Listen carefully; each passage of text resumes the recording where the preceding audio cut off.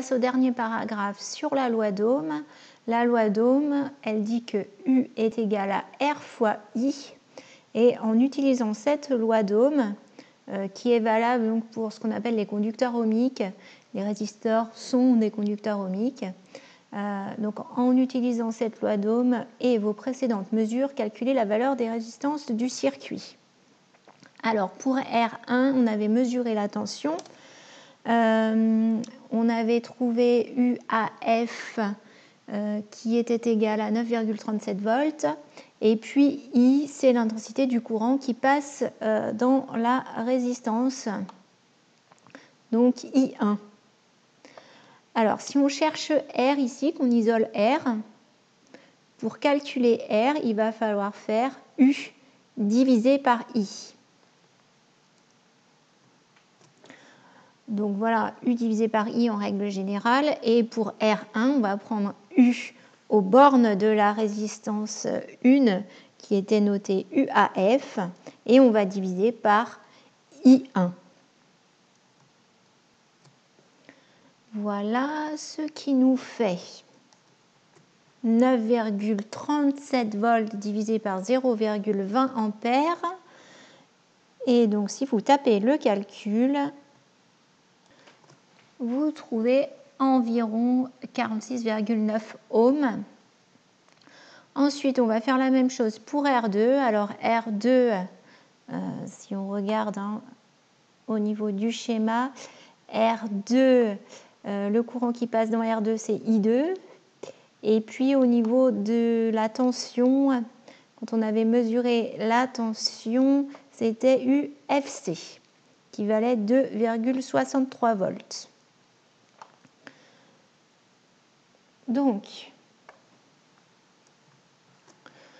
voilà, UFC sur I2. 2,63 volts divisé par 0,08 ampères, ce qui nous fait environ 32,9 ohms. Pour R3, alors R3, quand on avait mesuré la tension, R3 c'était UED, qui valait également 2,63 volts. Et l'intensité du courant, c'était I3, qui valait 0,12 ampères.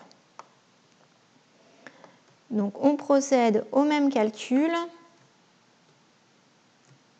Donc UED divisé par I3 qui est égal à 2,63 volts divisé par 0,12 et on trouve environ 21,9 ohms.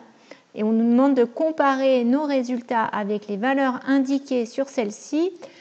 Au niveau des valeurs, on était sur 47 ohms, 33 ohms et 22 ohms. Et nous, on a trouvé 46,9, 32,9 et 21,9. Donc ces valeurs correspondent à celles indiquées sur les résistances.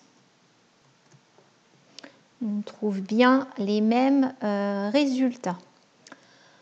Ensuite, conclusion, comment expliquer la différence de luminosité de deux lampes en série par rapport à un montage en dérivation? Comment se fait-il que quand on a deux lampes en série, elles brillent moins que quand on a par exemple une seule lampe?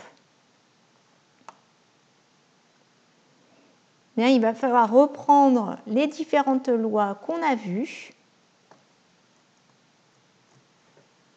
Et par exemple, au niveau des tensions, la tension d'ici à ici est la même que la tension d'ici à ici.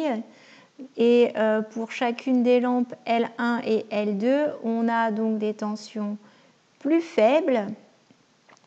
Mais la tension totale de là à là est la même que de là à là.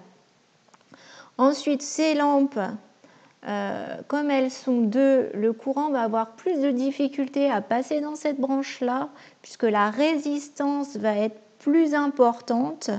Donc l'intensité du courant dans cette branche-là est plus faible que dans cette branche-là. Donc on va se retrouver avec une plus grande intensité dans la lampe 3 que dans les lampes L1 et L2. En fait, pour le courant électrique, vous avez le courant électrique qui va arriver ici et qui va se séparer en deux parties.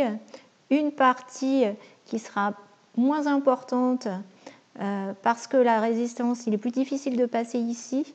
Donc l'intensité du courant ici sera plus faible que l'intensité du courant dans L3. Et c'est pour ça qu'on avait L3 qui brillait davantage.